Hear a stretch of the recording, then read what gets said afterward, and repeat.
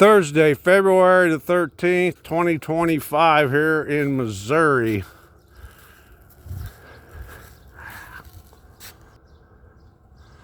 It is definitely snowy and cold here. I think it got down to almost 5 degrees last night. The 1995 Chevy's covered with kind of a light dusting of snow, kind of like a powder.